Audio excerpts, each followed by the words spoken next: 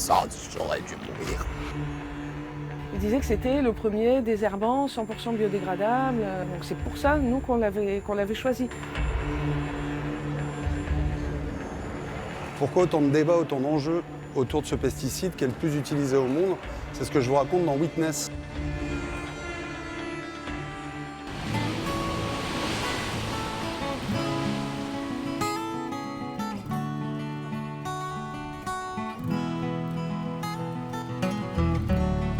On est venu ici jusqu'à Quiberon pour rencontrer Ludovic. Ludovic, il a 52 ans, il était paysagiste et le glyphosate a littéralement détruit sa vie. Je suis Ludovic Mauger et j'étais paysagiste et je suis donc atteint d'un cancer que j'ai attrapé avec les pesticides en travail. Mes enfants, mon garçon, je lui ai appris à nager sur cette plage-là. Et c'est des souvenirs qui remontent, quoi. C'est émouvant.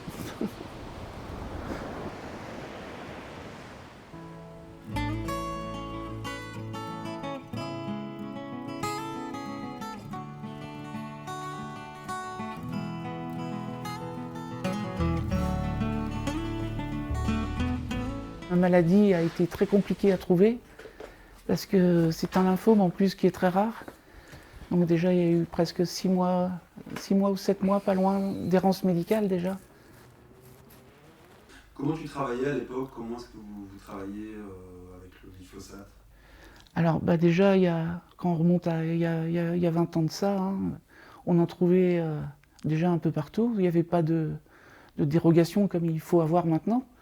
Et on travaillait tout simplement avec un pulvérisateur sur le dos, même avec un t-shirt en dessous, et puis on le faisait manuellement, sans masque, sans gants, sans rien du tout.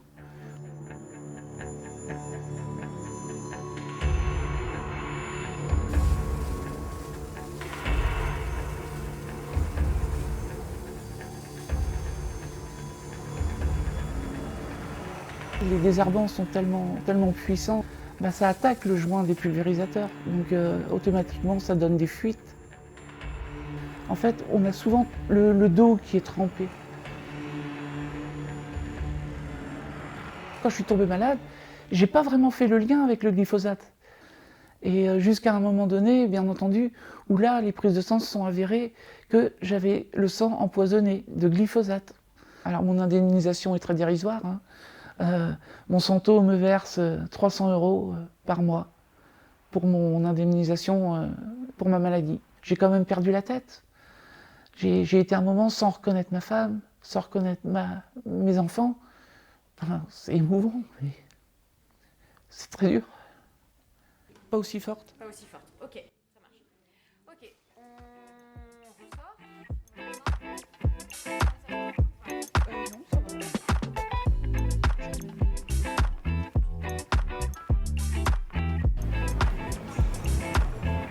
On a rendez-vous avec Maître Laforgue. C'est un avocat spécialisé dans ces questions-là.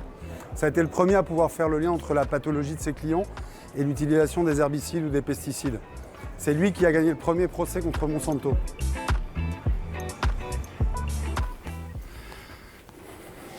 On est confronté à un vrai lobby des pesticides pour essayer de cacher la dangerosité des pesticides pour qu'ils continuent à être utilisés par les exploitants agricoles et leurs salariés. Ce lobby intervient à tout niveau. Il intervient d'abord au niveau européen, au moment de l'approbation des substances actives. Les études qui ont été prises en compte pour ce renouvellement d'approbation ne sont pas probantes, et surtout, les études qui auraient dû être prises en compte, qui montraient la dangerosité de cette substance active, ont été écartées pour de mauvaises raisons par les autorités européennes.